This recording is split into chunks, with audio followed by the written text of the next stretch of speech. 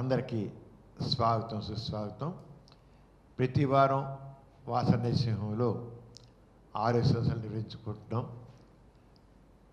ఇది 1332వ కార్యక్రమం. గత 25 సంవత్సరాలుగా ఈ కార్యక్రమాన్ని ప్రతి వారం నిర్వహిస్తూ వస్తున్నాము. ఆరోగ్యం గురించి అవగాహన కలిగించడం కోసమని ఈ కార్యక్రమం జరుగుతోంది. నిపుణులైన వైద్యులు వచ్చి వారి రంగాలకు చెందిన విషయాల మీద ఇందులో ముచ్చరించడం జరుగుతుంది. ఈ రోజున ప్రముఖ పల్మనాలజిస్ట్ అంటే శ్వాసకోశ వ్యాధుల నిపుణులు, అలాగే ఫిజిషియన్ ఈయన డాక్టర్ కె అనిల్ కుమార్ గారు. ఈయన ఈ రోజున ట్రాపికల్ ఫీవర్స్, దీని ఉష్ణమండల జ్వరాలు, ఈ ట్రాపికల్ గంటల కంటే ఉష్ణమండలాలు అంటారు. మనకున్న ఏరియా అంతా ఉష్ణమండలం. ఇక్కడ రకరకాల ప్రత్యేకంగా ఈ క్లైమేట్కి వచ్చే ప్రత్యేకమైన జబ్బులు ఉన్నాయి. ఆ దాంట్లో ఇప్పుడంతా జ్వరాల సీజన్ కనుక ఇప్పుడంతా అన్ని చోట్ల జ్వరాలే, ప్రతి చోట్ల జ్వరాలే. ఆ జ్వరాలు ఏంటి అని కొన్ని జ్వరాలకు సంబంధించిన విషయాల మీద ఇవాళ వీరు మనకి అవగాహన కలిగిస్తున్నారు. మీరందరూ శ్రద్ధగా చూడండి. ఫేస్బుక్ ఫ్రెండ్స్, మీరు రెగ్యులర్గా చూస్తున్నారు ఈ కార్యక్రమాలని. ఇప్పుడు ఇది కూడా చాలా ఇంపార్టెంట్ టాపిక్. మీరు చూడే కాదు, ఈ ఫ్రెండ్స్కి కూడా దీన్ని మీరు ఫార్వర్డ్ చేయండి, వాళ్ళకు కూడా షేర్ చేయండి. అలాగే మీకు ఎవరికైనా ఏమైనా డౌట్ ఉంటే మాత్రం పోస్ట్ చేసేటైతే డాక్టర్ గారి స్పీచ్ అయిపోయిన తర్వాత నేను వారి చేత మీకు సమాధానాలు ఇప్పిస్తాను. మీరు మాత్రం చూడడమే కాదు, షేర్ చేయండి దీన్ని. అలాగే మీకు ఏమైనా డౌట్స్ ఉంటే అడగండి. అలాగే నా over to doctor K Anil Kumar గారు. వారిని అంటే ఈయన పల్మనాలజిస్ట్ అని చెప్పే కదా, వారు ఇప్పుడు మనకి ఉష్ణమండల జ్వరాలు, ఫీవర్స్ గురించి మాట్లాడతారు. వారు మాట్లాడుతూ కోరుతున్నాను. Good morning everyone. At the outset thank you doctor Sambhram గారు ఈరోజు నన్ను ఆహ్వానించి ఉష్ణమండల జ్వరాలు, ముఖ్యంగా ట్రాపికల్ ఫీవర్స్ గురించి మాట్లాడమన్నందుకు. డియర్ ఫ్రెండ్స్, ఈ సీజన్ వర్షాకాలపు సీజన్ చాలా ఇంపార్టెంట్. మనకి ఈ టాపిక్ చాలా ఇంపార్టెంట్. నేను మాట్లాడబోయేటువంటి ఈ వ్యాధుల గురించి ఒక అరగంటలో నేను మీకు చెప్పేటువంటి ఇన్ఫర్మేషన్ దయచేసి అందరికీ కూడా షేర్ చేయండి. దీని ద్వారా నాలెడ్జ్ని మనం డిసెమినేట్ చేసిన వాళ్ళం అవుతాం, అన్నెసరీ ట్రీట్మెంట్స్ని మనం ప్రివెంట్ చేసిన వాళ్ళం అవుతాం. ముఖ్యంగా ట్రాపికల్ ఫీవర్స్, సో పేరులోనే ఉంది ట్రాపిక్స్. మన భారతదేశం ట్రాపిక్స్లో ట్రాపికల్ కంట్రీ అంటే ఇక్కడ మనకి ఎండ ఎక్కువే, వర్షం ఎక్కువే, చలి కూడా ఎక్కువే. ముఖ్యంగా ఎప్పుడైతే మనకి ఎండ వాన ఎక్కువ ఉంటాయో సహజంగా మనకి అడవులు, చెట్లు ఇవన్నీ కూడా ఎక్కువ ఉంటాయి, గడ్డి ఇవన్నీ కూడా బాగా పెరుగుతాయి మనకి అన్నమాట. ఇక్కడ ఎప్పుడైతే ఇలాంటి వాతావరణం ఉంటుందో, గాలిలో తేమ శాతం ఎక్కువ ఉండి ఎండ అలాగే వర్షం విపరీతంగా పడుతూ ఉంటాయో అక్కడ కొన్ని రకాల జ్వరాలకు ఆస్కారం ఉంది. ఇది అందరూ తెలుసుకోవాల్సినటువంటి విషయం అన్నమాట. అన్నిటికంటే మోస్ట్ ఇంపార్టెంట్ వచ్చేసి మనకి ట్రాపికల్ ఫీవర్స్లో మనం కామన్గా చూసేది ఫస్ట్ మలేరియా. మనం ఎప్పుడు చూస్తాము? మన వర్షాకాలపు సీజన్లో నీళ్లు నిలవ ఉన్నప్పుడు. ఎప్పుడు నిల్వ ఉంటాయి? ఓపెన్ స్పేసెస్ కానివ్వండి, పిట్స్ కానివ్వండి, ప్లాస్టిక్ బాటిల్స్ కానివ్వండి, వదిలేసినటువంటి టైర్స్ కానివ్వండి, చాలా చోట్ల వాటర్ సంపుల్లో కానివ్వండి, డ్రైనేజీల్లో కానివ్వండి నీళ్లు నిలవ ఉండి మనకి మలేరియా పెంచేటువంటి దోమ, ఎనాఫిలస్ అనే దోమ మనకి పెరుగుతుందన్నమాట. సో ఈ malaria is one of the most commonest tropical fever. Malaria లక్షణాలు మనకి ఎలా ఉంటాయి? జ్వరం, విపరీతంగా జ్వరం రావటం, చలితో కూడినటువంటి అంటే చెమటలతో కూడినటువంటి జ్వరం ఉండటం, ఒళ్ళు నొప్పులు ఉండటం, విపరీతమైన తలనొప్పి ఉండటం, ఇవి మనకి మలేరియాలో మనం కామన్గా చూసేటువంటి లక్షణాలు. అట్లాగే మలేరియాలో మనకి 4 రకాల జాతులు ఉంటాయి. ముఖ్యంగా మన భారతదేశంలో మనం చూసేది ఫాల్సిపారం, అలాగే వైవాక్స్. ఈ రెండింటి మనం ఎక్కువగా చూస్తుంటాం. ఈ జాతులను బట్టి మలేరియా జ్వరం యొక్క తీవ్రత మారుతూ ఉంటుంది. కొన్ని జ్వరాలు 48 అవర్స్లో వస్తాయి, కొన్ని జ్వరాలు 72 అవర్స్కి వచ్చి ఒకసారి వెళ్ళిపోతూ ఉంటాయి అన్నమాట. ఇది మలేరియాని కనిపెట్టడానికి మనం ఫస్ట్ క్లినికల్ హిస్టరీ, ఈ క్లినికల్ హిస్టరీ క్లియర్గా ఉండాలి. దీంతో పాటుగా మనం బ్లడ్ టెస్ట్, కొన్ని రకాల బ్లడ్ టెస్ట్ చేయవలసి ఉంటుంది. ముఖ్యంగా కంప్లీట్ బ్లడ్ పిక్చర్ చూడాలి. అలాగే మనము మలేరియాకి సంబంధించినంత వరకు టెస్ట్ చేసుకోవాల్సినటువంటి ఉంది. అది ర్యాపిడ్ కిట్ మెథడ్ అయినా అవ్వచ్చు, లేదంటే కనుక క్యూబీసీ అంటాము, దీని ద్వారా మనం మలేరియాని కనిపెట్టి ట్రీట్మెంట్ని మనం ఇవ్వడానికి సాధ్యపడుతుందండి. ముఖ్యంగా ఫాల్సిపారం అనే రకమైనటువంటి మలేరియా చాలా డేంజరస్ మలేరియా. దీన్ని సెరిబ్రల్ మలేరియా అంటారు, లేదంటే బ్లాక్ వాటర్ ఫీవర్ అని కూడా దీన్ని మనం పిలవచ్చు. ఎందుకంటే ఈ మలేరియా ఎప్పుడైతే మనకి బాడీలోకి వ్యాప్తి చెందుతుందో మెదడుని ఇన్వాల్వ్ అవడం వల్ల మనకి సెరిబ్రల్ మలేరియా వస్తుంది. ఇది ప్రాణాంతకమైనటువంటి కండిషన్ అనమాట. కాబట్టి మలేరియాని మనం మొదటి స్టేజ్లోనే ఐడెంటిఫై చేస్తే చక్కటి మందులు అందుబాటులో ఉంటాయి. ముఖ్యంగా మలేరియాకి గతం నుంచి మన ఆయుర్వేదం నుంచి తీసుకున్న ఎలాంటి వాటి నుంచి తీసుకున్న కామన్గా సింకోనా అనేటువంటి ట్రీట్మెంట్, సింకోనా బెరడ్ నుంచి మనకి ఈ మలేరియా మందులు అనేది తయారు చేయడం జరిగింది. ప్రస్తుతం అందుబాటులో ఉన్నటువంటి మలేరియా మందులు చక్కగా వాడుకోవచ్చు, కానీ తీవ్రత ఎక్కువైతే మాత్రం మనం ఇంజెక్షన్స్ రూపంలో కూడా మలేరియాకి ట్రీట్మెంట్ ఇవ్వవలసి ఉంటుంది. గుర్తుపెట్టుకోవాల్సింది ఏంటంటే మలేరియా దోమ అనేది ముఖ్యంగా రాత్రి పూట కుడుతుంది. అది మనం గుర్తుపెట్టుకోవాలి. ఎనాఫిలస్ అనేది రాత్రి పూట కుడుతుంది. అలాగే ఆడదోమ కుట్టడం వల్ల మాత్రమే మనకి మలేరియా వస్తుంది. ఒక ఎనాఫిలస్ దోమ మొక్కలు వాళ్ళ మీద వాటి మీద వెళ్తుంటే చెట్ల మీద సాధారణంగా మనుషులు ఉంటుంది, దానివల్ల మలేరియా కాదు. రెండోది, మలేరియా అనేది అంటువ్యాధి, అంటే ఒకరి నుంచి ఒకరికి కాంటాక్ట్ లో స్పర్శ ద్వారా వచ్చేది కాదు. ఖచ్చితంగా ఇంట్లో ఉన్నటువంటి దోమలు ఒక మలేరియా సోకినటువంటి వ్యక్తిని కుట్టి మళ్ళా ఇంకో వ్యక్తిని కుట్టినట్టయితే అప్పుడు మనకు మలేరియా సోకుతుంది. కాబట్టి మనం ఈ మలేరియా సీజన్ లో కిటికీలు తలుపులు సాయంత్రం కానీ మూసేయడం, జాడీలు బిగించుకోవడం, అలాగే ఇంట్లో ఎక్కడ కూడా నీళ్లు నిల్వ ఉండకుండా చూసుకోవడం, అలాగే మస్కిటో రిపలెంట్స్ లాంటివి జాగ్రత్తగా వాడటం వల్ల మనం మలేరియాని ప్రివెంట్ చేయొచ్చు. అలాగే భారతదేశం నుంచి కానీ లేదా ఇతర కొంతమంది వేరే దేశానికి ట్రావెల్ చేస్తున్నట్టయితే కనుక ముఖ్యంగా ఆఫ్రికా లాంటి ఎండమిక్ కంట్రీస్ మలేరియా జోన్స్ వెళ్తున్నప్పుడు మలేరియా డోస్ కూడా వేసుకుంటారు. ఇది క్లుప్తంగా malaria. Next important tropical fever మనకి డెంగీ వ్యాధి. ఇది చాలా చాలా ముఖ్యం. 10-12 ఏళ్ల క్రితం డెంగీ వ్యాధి ఎప్పుడైతే మీడియా ద్వారా తెలిసిందో అప్పుడు ఒక ప్రాంతమైన వ్యాధి, చాలా మంది డెంగీ అంటే భయపడేవాడు. కానీ ఇప్పుడు సోషల్ మీడియా ద్వారా కానివచ్చు, లేదా డాక్టర్స్ యొక్క నిరంతర కృషి వల్ల డెంగీ అనేది ఇప్పుడు ఏమాత్రం ప్రాంతకం కాదు. మొదటి దశలో కనుక మనం గుర్తించినట్లయితే ఏమాత్రం ప్రాంతకం కాదు అనేది మనకు. ఈ డెంగీ అనేది ఒక రకమైనటువంటి దోమ కాటు వల్ల వస్తుంది, ఏడిస్ ఈజిప్టి. సో ఏడిస్ అనే దోమ వల్ల మనకి డెంగీ అనేది వస్తుంది. ఇందాక మనం చెప్పుకున్నట్టుగా మలేరియా ఎనాఫిలస్ దోమ రాత్రి పూటలు కుడితే ఈ టైగర్ మస్కిటో ఏడిస్ అనేది పగల పూట కొడుతుంది. కాబట్టి పగల పూట కూడా కాస్త ఒళ్ళంతా కప్పుకొని ఉంచేలాంటి దుస్తులు ధరించడం, కాస్త మస్కిటోస్ లేకుండా చూసుకోవడం అనేది డెంగీ వ్యాధి చాలా చాలా ముఖ్యంగా దోమ కొట్టిన తర్వాత కనీసం 5 నుంచి 7 రోజుల పాటు దీని ఇన్క్యుబేషన్ పీరియడ్. దాని తర్వాత మాత్రమే మనకి లక్షణాలు కనబడటం మొదలవుతాయి అన్నమాట. ఇలా డెంగీలో విపరీతమైన జ్వరం, ఒళ్ళు నొప్పులు, తలనొప్పి, కంటి వెనక భాగంలో నొప్పి, ఫోటోఫోబియా, బ్రేక్ బోన్ ఫీవర్, విపరీతమైన నడుము నొప్పి, బాడీ పెయిన్స్ ఉంటాయి. డెంగ్యూ మొదటి దశ లక్షణాలు. డెంగ్యూ అనేది ఒక రకమైనటువంటి వైరల్ వ్యాధి కాబట్టి దీనికి ప్రత్యేకమైన వైద్య విధానం అంటూ ఏమీ లేదు. ఎప్పుడైతే ఈ డెంగ్యూ తీవ్రత శరీరంలో పెరుగుతూ ఉంటుందో మనం చిక్కబడడం మొదలైపోతుంది. అప్పుడు మన బాడీలో బ్లడ్లో హిమటోక్రిట్ అనేది బాగా పెరిగిపోతుంది, ఈసీజీ అనేది బాగా పెరిగిపోతుంది. సో బ్లడ్ టెస్ట్ చేసి మనం వెంటనే దీన్ని ప్రామాణికంగా తీసుకొని ట్రీట్మెంట్లో మనం ఏం చేయాలి, రీహైడ్రేట్ అవ్వాలి. ఎంత ఫ్లూయిడ్స్ మనం ఇస్తే అంత మంచిది. సో డెంగ్యూ సోకిన వాడు కంగారు పడవలసిన అవసరం లేదు. చక్కగా ద్రవ పదార్థాలు ఎంత తీసుకుంటే అంత మంచిది. మాక్సిమం ద్రవ పదార్థాలు తీసుకోవాలి. స్పైసీ ఫుడ్స్ కానీ, నాన్ వెజిటేరియన్ ఫుడ్స్ లాంటివి కానీ, వేడి చేసేటువంటి వస్తువులు దూరం పెట్టి ఒంటికి చలవ చేసేటువంటివి తీసుకొని కంప్లీట్గా రెస్ట్ తీసుకోవాలి. ఒకవేళ డెంగీ ఐడెంటిఫై అవ్వక తీవ్రత పెరుగుతున్నట్టయితే బాడీలో రక్తం చిక్కబడిన తర్వాత క్యాపిలరీ లీక్ అనేది మొదలవుతుంది. ఈ క్యాపిలరీ లీక్ అనేది మొదలు స్టార్ట్ అయినప్పుడు బాడీలో రక్తస్రావం జరిగేటువంటి టెండెన్సీ పెరిగిపోతుంది. దీన్నే మనం dengue హిమరాజిక్ syndrome, dangerous condition.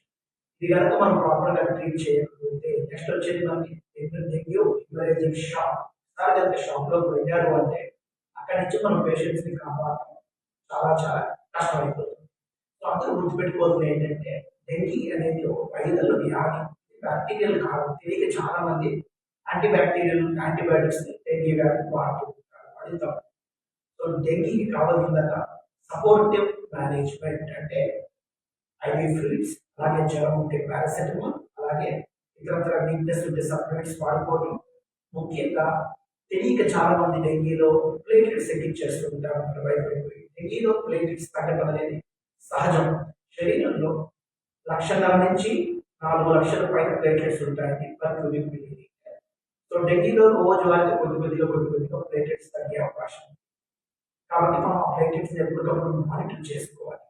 Suppose రోజువారీగా ఒక 5,000, 10,000, 20,000 ప్లేటెట్స్ తగ్గుతున్నట్లయితే అస్సలు కంగారు ప్రాబ్లం వస్తుంది లేదు. ఈరోజు 1,30,000 ప్లేటెట్ ఉంది, మరుసటి రోజు 1,15,000, 1,20,000 ఉంది అనుకోండి, కంగారు ప్రాబ్లం వస్తుంది. ఆ మరుసటి రోజు 1,00,000 వచ్చినా కంగారు పడతారు, ఆ తర్వాత 90 వచ్చినా కంగారు పడతారు. కానీ ఈ రోజు 1,30,000 ఉండి మరుసటి రోజు 50 కోణంలోకి వెళ్ళినట్టయితే మాత్రం మనం కాస్త జాగ్రత్త పడాలి. ఇదివరకు ఏంటంటే తెలియక చాలా మంది ప్లేటెట్స్ తగ్గిన వెంటనే ట్రాన్సాక్షన్ ప్లేటెట్స్ ఎక్కించడం స్టార్ట్ చేసేవారు. అలా చేయకూడదు. ప్లేటెట్స్ కూడా మనం ఒక మెడిసిన్ మందులాగానే భావించాలి. అలాగే ఈ ప్లేటెట్స్ మనం జనరల్గా <20,000 ఇది మనకు ఒక డేంజర్ మార్క్గా పెట్టుకోవాలి. 20,000 తగ్గితే మనం చాలా అప్రమత్తంగా ఉండాలి. ముఖ్యంగా 10,000 తగ్గి డౌన్ రోజువారీలో పేషెంట్ సిక్గా ఉంటే మాత్రం మనం ఖచ్చితంగా ప్లేటెట్ ట్రాన్స్ఫ్యూషన్ చేయవలసినటువంటి అవసరం ఉంది. ఈ ప్లేటెట్స్లో ఒకటి ఆర్డిపి, ర్యాండమ్ డొనార్ ప్లేటెట్స్ అంటారంటే కొంతమంది వ్యక్తులు డొనేట్ చేసినటువంటి బ్లడ్ నుంచి మనం ప్లాస్మా సపరేట్ చేసి ప్లేటెట్స్ ని తీసుకోవడం జరుగుతుంది.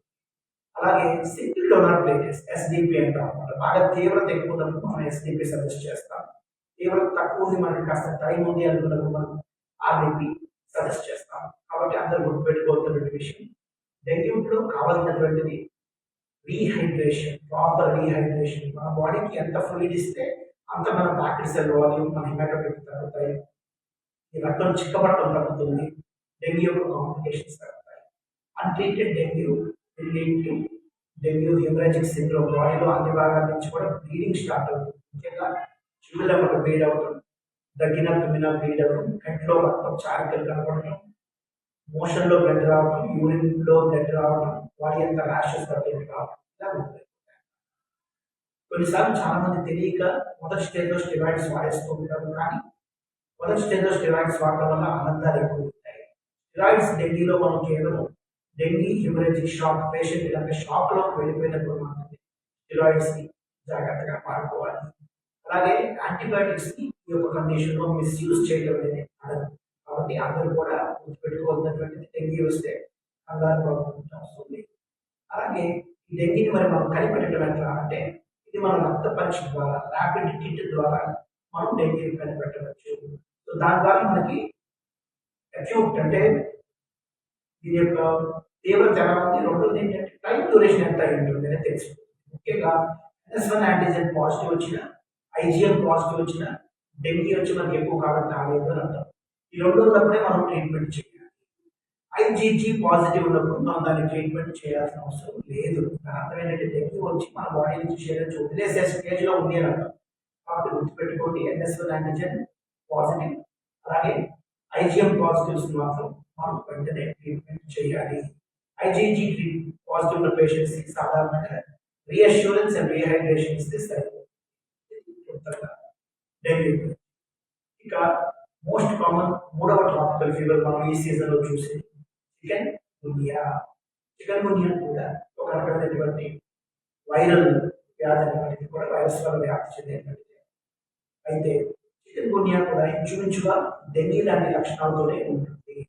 అయితే చికెన్ గున్యా డెంగీ అంత తీవ్రతగా గుర్తుపెట్టుకోవాలి. దీన్ని ఎలా కనిపెట్టాలి అంటే, మనకి చికెన్ గున్యా ర్యాపిడ్ టెస్ట్ ఉంటుంది. IgM, IgG అక్కడ చెప్పినట్టుగానే IgM పాజిటివ్ వస్తే ట్రీట్ చేయాలి. IgG పాజిటివ్ అయితే కనుక చికెన్ గున్యా కూడా ట్రీట్ చేయాల్సిన అవసరం.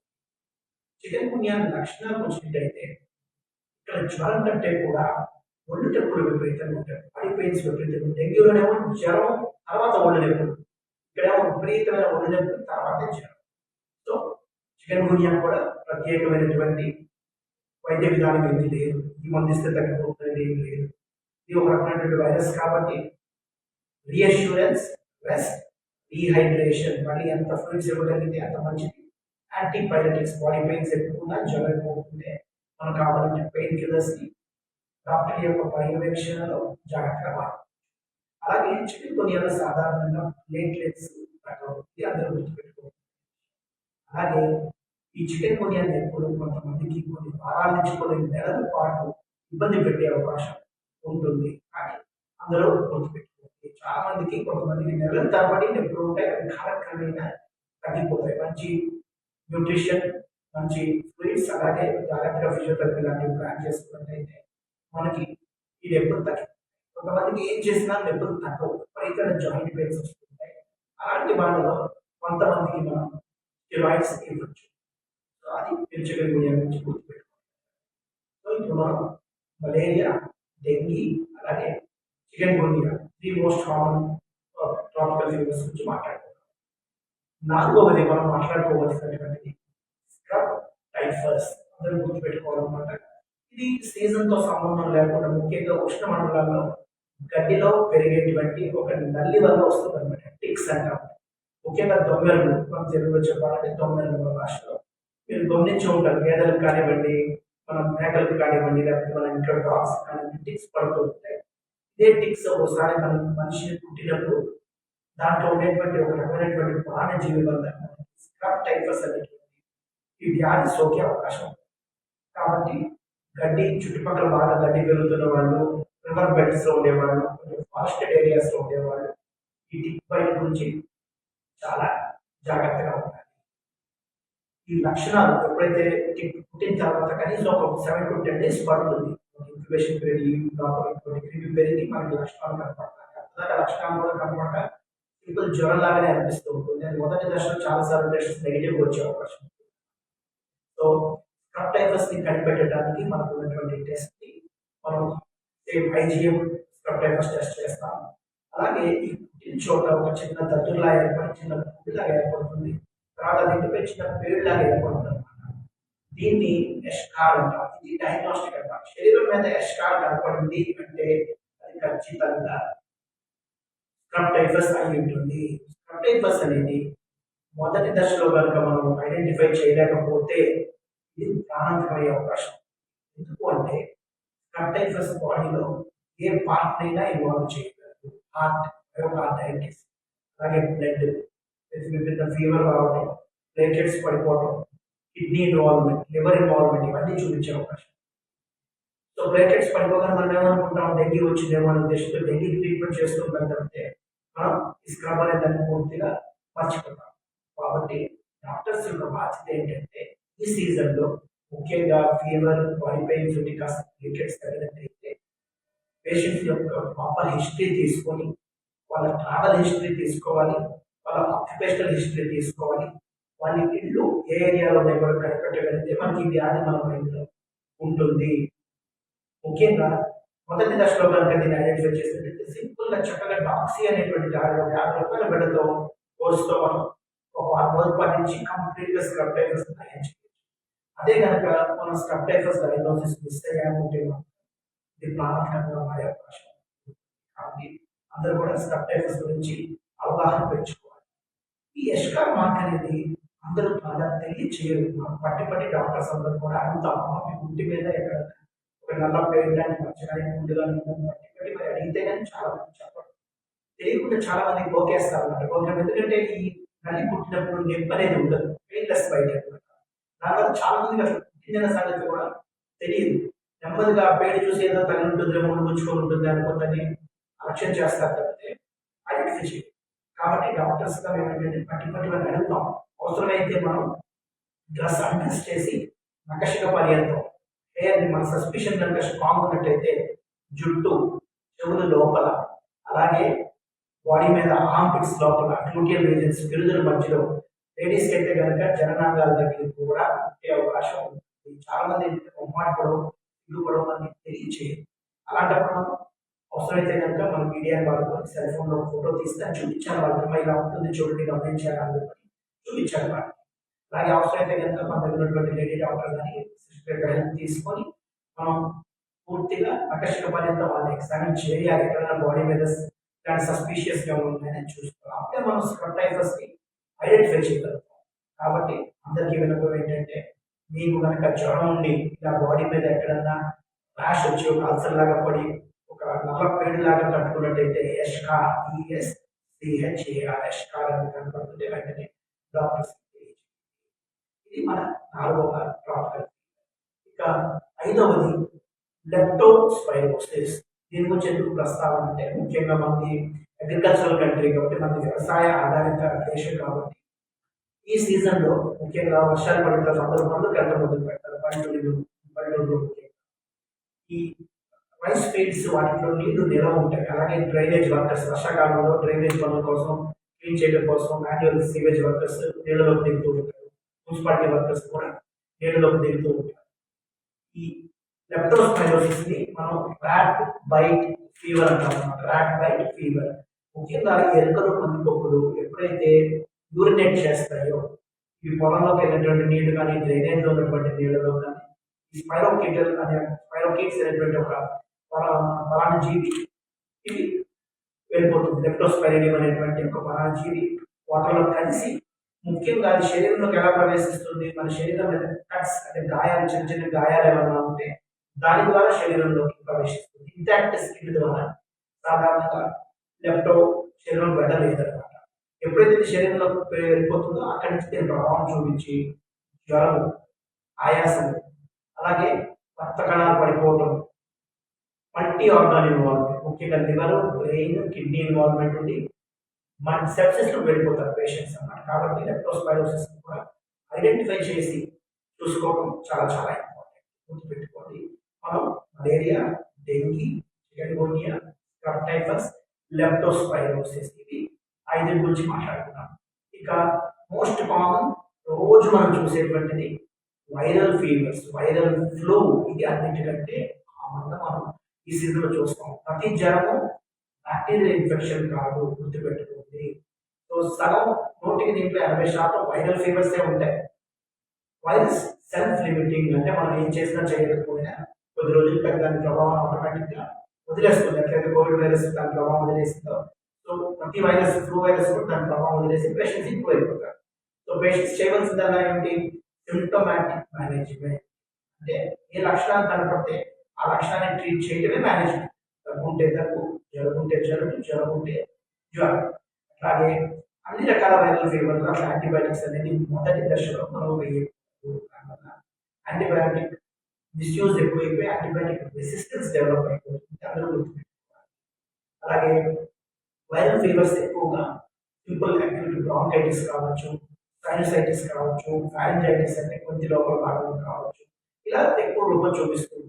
చాలా అరుదుగా ఈ వైరల్ ఫీవర్స్ మనకి ఊపిరితిత్తుల్లోకి వెళ్ళేటువంటి అవకాశం ఉంటుంది. దీన్ని మనం వైరల్ న్యూమోనైటిస్ అంటాం. కొంచెం సివియర్ కండిషన్, పేషెంట్ మనం ఆక్సిజన్ ఇవ్వవలసి ఉంటుంది, యాంటీవైరల్స్ కొన్ని అందుబాటులో ఇవ్వవలసి ఉంటాయి. అలాగే ఈ పేషెంట్స్ ఒకసారి వెంటిలేటర్ మీద కూడా వెళ్ళిపోతుంటారు.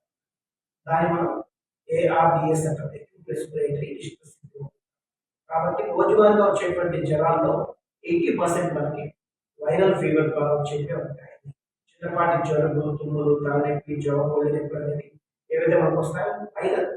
కాబట్టి మొదటి 2 రోజులు మనం ఓపిక పట్టి చక్కగా జ్వరం ఉంటే జ్వరం మందు, దగ్గు ఉంటే దగ్గు మందు, అలాగే ఫీవర్ బాడీ పెయిన్స్ వెయిట్ చేయాలి, బాగా రీహైడ్రేట్ అవ్వాలి. అప్పుడు మనకి తగ్గుతుంది. 48 అవర్స్ తర్వాత కూడా మనకి తగ్గుముఖం పట్టలేదు అని అనిపించినప్పుడు మనం అప్పుడు బ్లడ్ ఇన్వెస్టిగేషన్స్ పెట్టాలి. దాంట్లో మనం చెప్పినటువంటి క్లినికల్ హిస్టరీ ద్వారా డాక్టర్స్ అంచనా వేస్తారు. ఓకే, ఎంత టైం పీరియడ్ అయింది, ఎక్కడికి ట్రావెల్ చేశారు, ఇంట్లో ఎవరికైనా ఉందా లేదా, ఆక్యుపేషన్ ఏమిటి, తీవ్రత, వీటిని బట్టి ఎలాంటి బ్లడ్ ఇన్వెస్టిగేషన్ చేయవచ్చో అది అలాంటి బ్లడ్ ఇన్వెస్టిగేషన్ చేసి అప్రోప్రియట్ డయాగ్నోసిస్తో మందులు పెట్టచ్చు. కాబట్టి వైరల్ ఫీవర్ అని చెప్పిన తర్వాత దయచేసి డాక్టర్స్ని యాంటీబయాటిక్స్ రాయలేదు ఏంటి అని చెప్పేసి బలవంతం పెట్టాలి. ఎందుకంటే యాంటీబయాటిక్స్ని ఇలాంటి వైరల్ ఫీవర్స్లో ఎలాంటి రోల్ లేదు. అలాగే ట్రాపికల్ ఫీవర్స్లో 7వది మరియు లాస్ట్ మనం చూసేది జాండిస్. ఈ సీజన్లో చాలా కామన్గా చూసేది జాండిస్. ఓకే అండి.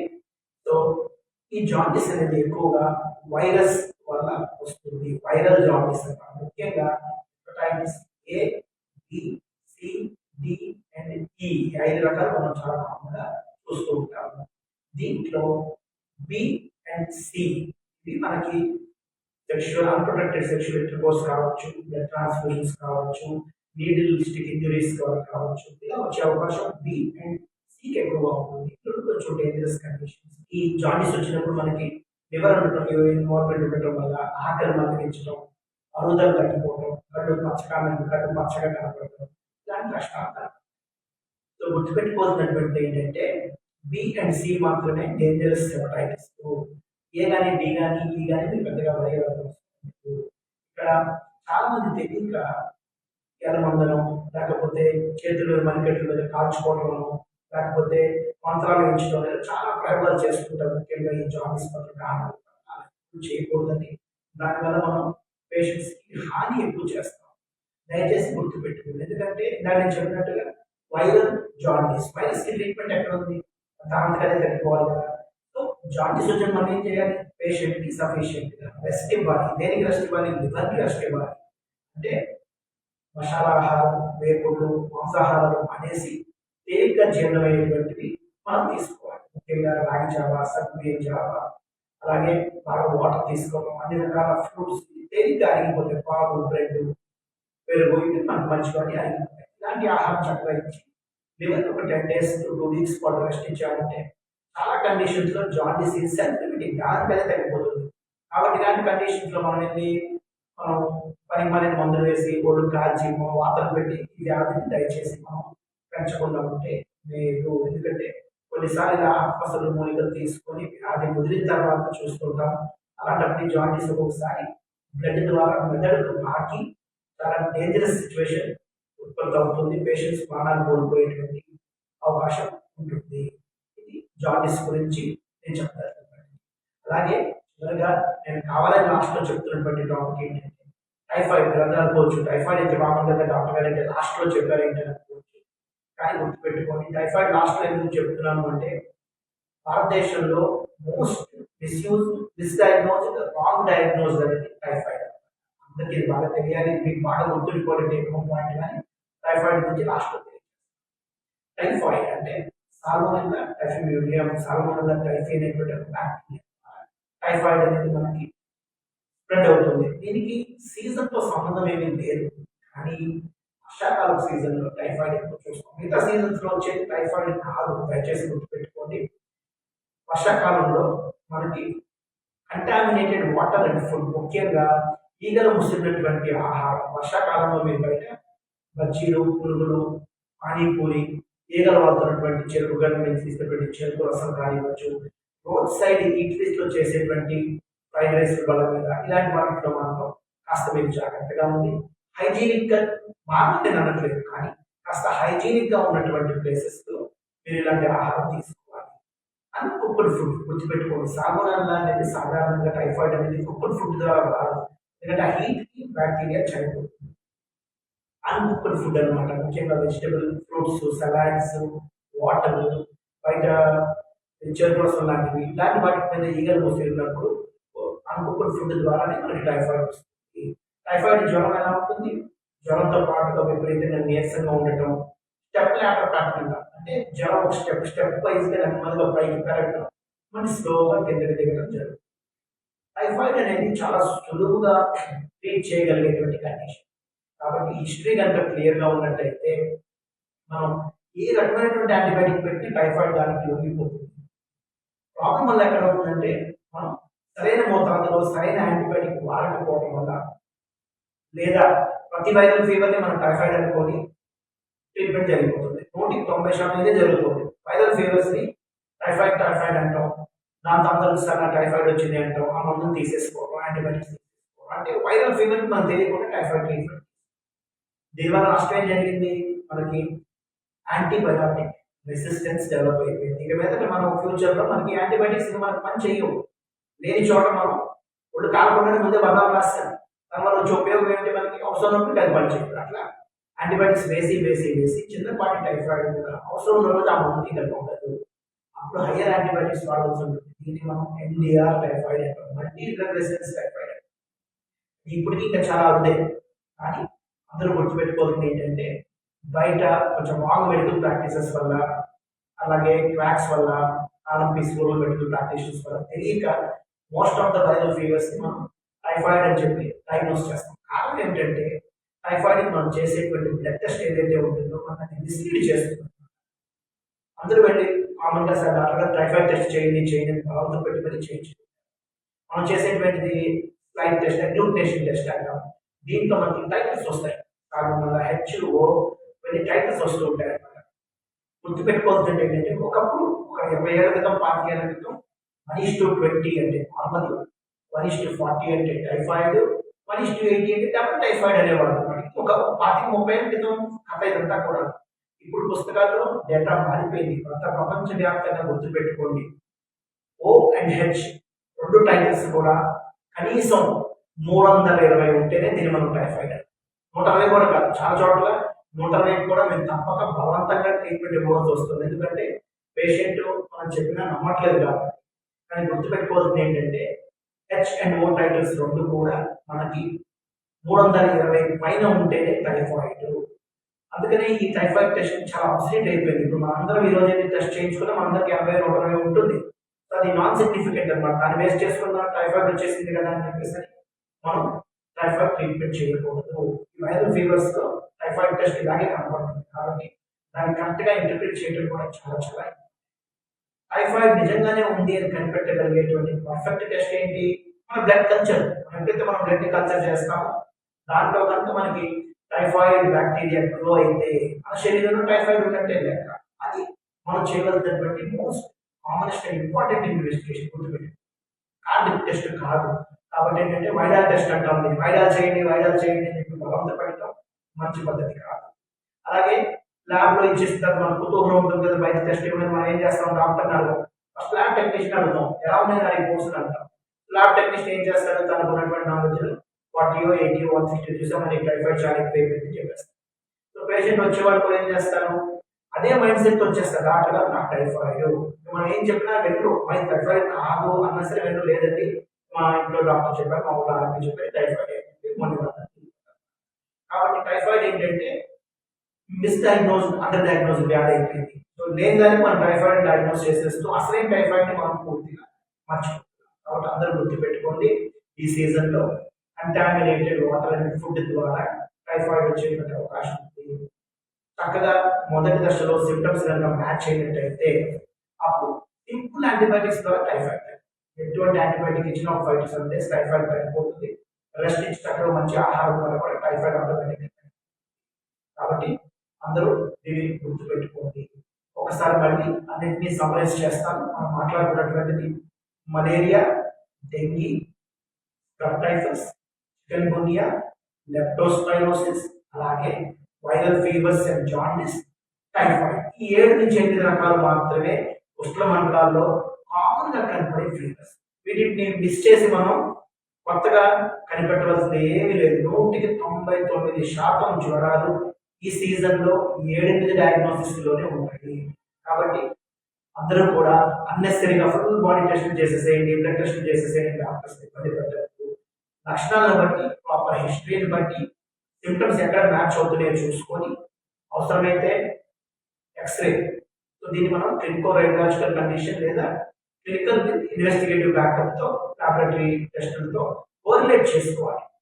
కేవలం లక్షణాలే కాకుండా లక్షణాలు ఇన్వెస్టిగేషన్స్ తో పాటు హిస్టరీతో పాటు కోరిలేట్ చేసుకుంటూ మనం వ్యాధిని కనుక కరెక్ట్ గా ఐడెంటిఫై చేసినట్టయితే చాలా మందిలో మనం వ్యాధి తీవ్రత పెరగకపోతే మన ట్రాపికల్ ఫీవర్స్ కంట్రోల్ చేయొచ్చు.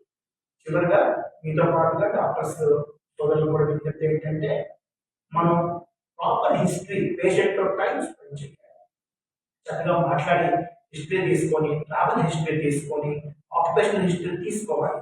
అలాగే డౌట్ ఉంటే మాత్రం ఖచ్చితంగా ఒక లేడీ నర్సరీ కానీ ఎవరైనా పక్కన పెట్టుకొని లేదా పేషెంట్ యొక్క బంధువునే పక్కన పెట్టుకొని మనం ఖచ్చితంగా అండర్స్ చేసి మరి ఏమైనా డౌట్ ఉన్నట్టయితే కనుక, సస్పిషియస్ ఉన్నట్టయితే చూడాలి. ఎందుకంటే ర్యాషెస్ అనేది కొన్నిసార్లు ఎలా ఉంటాయని చెప్పలేరు. కాబట్టి పేషెంట్ ర్యాష్ అని చెప్పారు అంటే ఖచ్చితంగా దాని ప్రసారం మన కంటితో చూడటం చాలా చాలా చాలా ఇంపార్టెంట్. కాబట్టి ఈ విషయంలో పేషెంట్స్ కూడా డాక్టర్స్ ఆపరేట్ చేస్తే. అలాగే please don't go for unwanted test. అది చేసేయండి, ఇది చేసేయండి, డెంగ్యూ చికెన్ గురించి కనిపెట్టేసింది. దయచేసి డాక్టర్స్ అంత పెట్టద్దు, దీనివల్ల ఎలాంటి ఉపయోగం ఉండదు. History, clinical symptoms, proper clinical ఎగ్జామినేషన్తో 100% వ్యాధులు మనకు తెలిసిపోతాయి.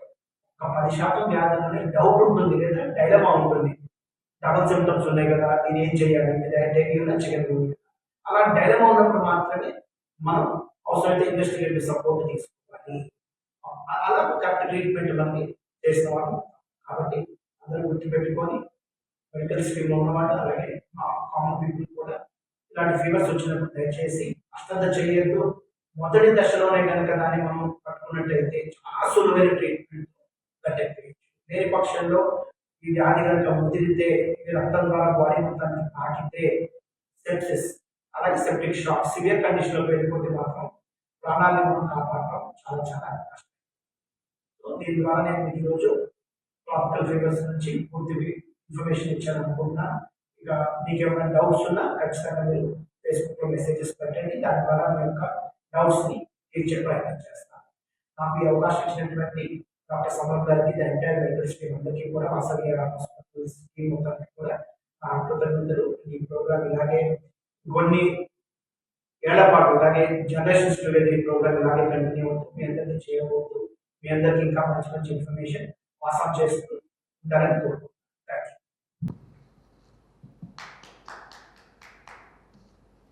Thank you doctor K Anil Kumar గారు. చాలా వివరణాత్మకంగా ఎన్లైటెడ్ స్పీచ్ ఇచ్చారు మీరు. చాలా అందరికీ ప్రతి ఒక్కరికి అర్థమయ్యే రీతిలో మాట్లాడారు. చాలా చూడండి, ఫేస్బుక్లో ఎవరు చెప్పేసినా కదా, క్వశ్చన్స్ మీద ఎవరు పెట్టలేదు. మరి ప్రత్యేకంగా ప్రశ్నలు లేవు, కానీ డాక్టర్ గారు చేసి చెప్పే స్పీచ్లో ఎంతో ప్రాక్టికల్ పాయింట్స్ ఉన్నాయి. ఇంత అందాక మొత్తం అన్ని రకాలుగా ఇప్పుడు వచ్చే డెంగ్యూ ఫీవర్స్ కానివ్వండి, చికెన్ గుంజా గురించి కానివ్వండి, మలేరియా గురించి కానివ్వండి, తర్వాత చివరికి టైఫాయిడ్, తర్వాత కామెర్లు, పచ్చకామెల గురించి. ఇప్పుడు పచ్చకాయలు చూస్తే చాలామందికి పచ్చకామరండి, ఉప్పు కావాలండి, తెల్ల కామర్లండి అని వస్తుంటే అర్థం లేని వైద్యాలు చేస్తున్నారు. ఈ నాటు డాక్టర్లు కొంప ముంచేస్తున్నారు. అవసరం ఉందా డబుల్ టైఫాయిడ్, ట్రిపుల్ టైఫాయిడ్ అంటారు. ఈ టైఫాయిడ్ డాక్టర్స్ స్పష్టంగా వైడాల్ టెస్ట్ చేయించండి. అయితే అది టైటల్ 1:1 320 అని ఉంటే తప్ప, అబౌవ్ 320 తప్ప టైఫాయిడ్కి ట్రీట్ చేయడం అవసరం లేదు. 1:20 ఉన్నా 1:40 ఉన్నా సరే టైఫాయిడ్ ట్రీట్ చేస్తున్నాం. అర్థం లేని వైద్యాలు అవన్నీను. అలాగే యాంటీబయాటిక్ మిస్యూజ్ అనేది చాలా ఎక్కువ మన ఇండియాలో జరిగిపోతుంది. టూ మచ్గా జరుగుతుంది. అవసరం వచ్చే యాంటీబయాటిక్ పనిచేయకుండా పరిస్థితి వస్తుంది. దీని గురించి ఐఎంఏ కూడా ఎంతో కృషి చేస్తున్నాయి. యాంటీబయాటిక్ రెసిస్టెన్స్ ఎంతో పెరిగిపోతుంది మన ఇండియాలో. దానంతర కారణం ఏంటి? ఫ్యాక్ డాక్టర్స్ ఎటువంటి అవగాహన లేకుండా పూర్తి ప్రతిదానికి టైఫాయిడ్ అంటే, డబుల్ టైఫాయిడ్, ట్రిపుల్ టైఫాయిడ్ అంటే ఏమిటో అర్థం లేదు, అక్కడ ఏమి ఉండదు. అంచేది ఎవరైనా టైఫాయిడ్ అంటే అసలు యాక్చువల్గా టైఫాయిడ్ అనేది 3 రోజులు తీయదు. ఆ టైఫాయిడ్ 3 రోజులు, వారం 5 రోజులు అయితే తప్ప టైఫాయిడ్ తెలియదు. జ్వరం వచ్చే నెక్స్ట్ డే టైఫాయిడ్ అంటారు, నెక్స్ట్ డేకే టైఫాయిడ్ అండి. అర్థం లేని వైద్యాలు. అలాగే కామెర్లు అంటే 3 నెలల పచ్చం ఒట్టి మజ్జిగను తినడం అంటారు. మజ్జిగను కామెర్లు అంటే మనం యాక్చువల్గా మనం చూసారు హెపటైటిస్ ఏ అంటాం. దానికి ఏ వైద్యం ఏం అవసరం లేదు. మనం చూసే దాంట్లో 100కి 90 కామెర్లన్నీ హెపటైటిస్ ఏ. ఇక బిసి అనేది చాలా రేర్. 100కి 95% అంతా కూడా హెపటైటిస్ ఏ. దానికి ఏ రకంగా పైగా ఈ కామెర్లు ముందు మొదట్లో జ్వరం ఉంటుంది, వాంతులు ఉంటాయి, కడుపు వికారం ఉంటుంది, తినాలనిపిస్తే మొత్తం అన్నీ తినేయడం అండి. పచ్చం లేదు, అన్నీ తినచ్చు, తినాలి కూడా. మనం కేవలం 3 నెలల పాటు 6 నెలల పాటు పచ్చం అని చెప్పి కేవలం మజ్జిగను తింటూ కూర్చుంటారు. అలా చేయడం వల్ల ఇంకా లివర్ డ్యామేజ్ అవుతుంది, లివర్ పాడైపోతుంది, లేనిపోయింది అంటారు. అంచేత ఈ పిచ్చి వైద్యాలు, పనికిరాని వైద్యాలు చేయకండి. సరైన డాక్టర్కి వెళ్ళి చూపించుకోండి. డాక్టర్ గారు చెప్పిన ప్రకారం ఏదైనా సరే క్వాలిఫైడ్ డాక్టర్ దగ్గరికి వెళ్ళి ట్రీట్మెంట్ పొందండి, చెప్పినట్టు చేయండి. అంతేగాని యాంటీబయాటిక్ రాయండి, యాంటీబయాటిక్ రాయితే ఎలాగా అనేసి మాట్లాడకండి. డాక్టర్ దాంట్లో కంప్లీట్గా డాక్టర్ అన్నమాట, దాని గురించి పూర్తి తెలిసిన వాడు, అది qualified doctor, modern medicine doctor. మళ్ళీ ఏదో ఇంకో తక్కువ వైద్య శాస్త్రా కాదు, మోడర్న్ ఏదైతే ఇంగ్లీష్ వైద్యం అంటారో ఆ డాక్టర్ దగ్గరికే శిక్షణ పొందిన డాక్టర్ దగ్గరికే వెళ్ళి చూపించుకోండి. అప్పుడే మనకి చక్కగా ఆరోగ్యం బాగుంటుంది. పనికిరాని వైద్యాలు చేసి ఆరోగ్యాలు చెడగొట్టుకోకండి. అలాగే యాంటీబయాటిక్ రెసిస్టెన్స్ అనేది చెప్తున్నాను కదా, చాలా ఎక్కువగా ఉంది. మన కొంతకాలకి ఈ అవసరం ఉంటే ఏ మందు పని చేయని పరిస్థితి వస్తుందా అని భయం వేస్తుంది. ఈ మిస్యూజ్ ఆఫ్ యాంటీబయాటిక్ వల్ల మిస్యూజ్ ఆఫ్ యాంటీబయాటిక్స్ చాలా ఎక్కువ జరుగుతుంది మన భారతదేశంలో. అలా కాబట్టి చేయాలి. ఎవరు ప్రశ్న వేయలేదు, చాలా బాగుంది, శ్రద్ధగా నువ్వు. రేపు ఎట్లా మళ్ళీ 1-2 రోజుల్లో యూట్యూబ్లో మన సమరం హెల్త్ ఛానల్ ఉంది. ఆ సమరం హెల్త్ ఛానల్లో మొత్తం డైరెక్ట్గా స్పీచ్ మొత్తం వస్తుంది. అందరు చూడండి. ఇప్పుడు చూడగా మళ్ళీ చూడండి, అందరికి చూడమని చెప్పండి. ఇప్పుడు చాలా ఇంపార్టెంట్ టాపిక్. ఇప్పుడు అందరికి జ్వరాలు ఫిసేజ్ అనేది చాలా important topic. Doctor Anil Kumar గారు ఎంతో చక్కగా మాట్లాడారు, చాలా స్పష్టంగా మాట్లాడారు.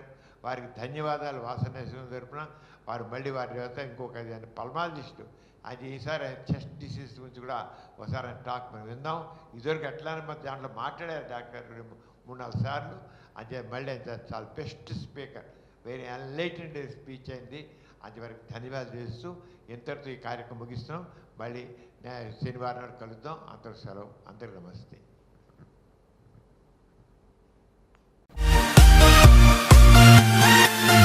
ఈ కార్యక్రమం మీకు ఎంతో నచ్చింది కదా.